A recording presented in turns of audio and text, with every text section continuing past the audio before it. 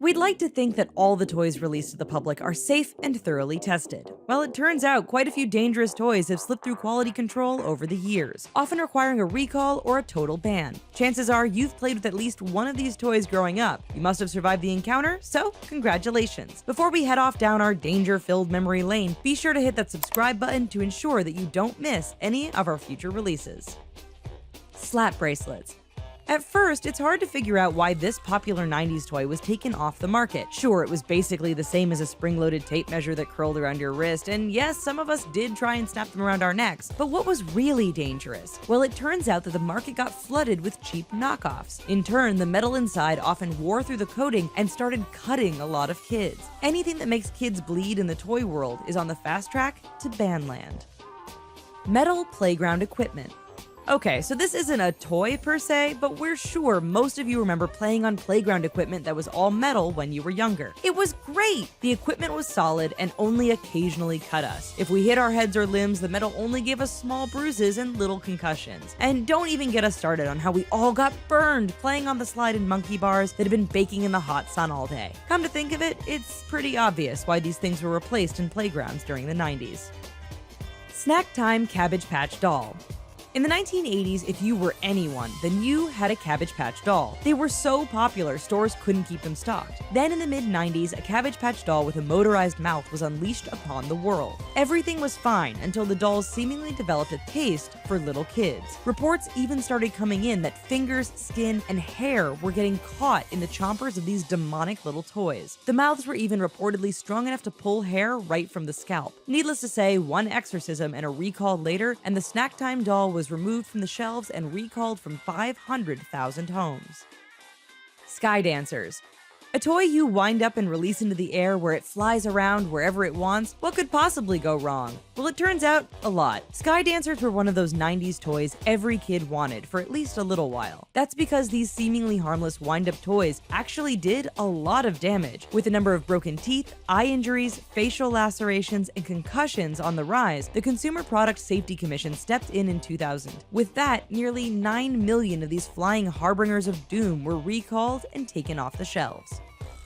CSI Forensic Lab Kit.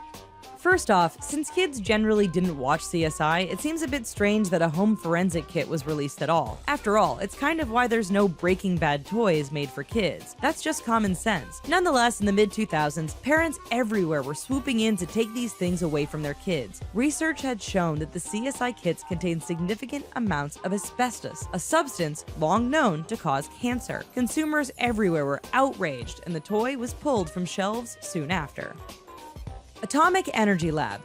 If asbestos isn't your thing, then how about a little radiation? Yup, in the 1950s, everyone was fascinated with nuclear power and radiation. The problem is that the dangers of radiation weren't as widely known among the general public. Enter the Atomic Lab. This fun home kit let kids explore and handle all sorts of radioactive material, including uranium. There were even instructions on how to prospect for uranium and an order form for more radioactive rocks when your sample had run out. Eventually, people realized letting children play with radioactive material was a bad thing, and the kit was pulled from stores.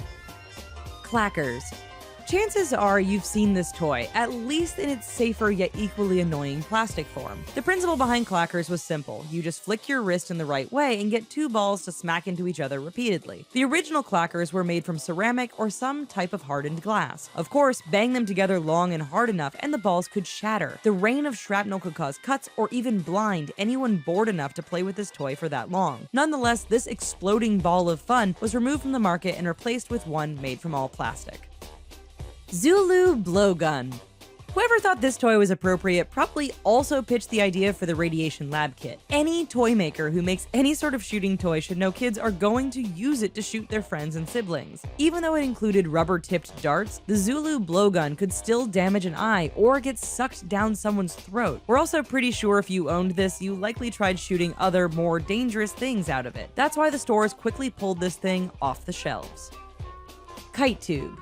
Riding an inner tube behind a boat can be a lot of fun. One company realized this and took it to the next level by adding the ability to get airborne. The kite tube was a wider form of tube that allowed riders to catch the air and rise up out of the water. However, what often happened was that once airborne, the tube would come slamming back down into the water at great speed. After some publicized injuries and even deaths at the hand of the kite tube, the Consumer Product Safety Commission stepped in to halt sales of this fun yet incredibly dangerous toy.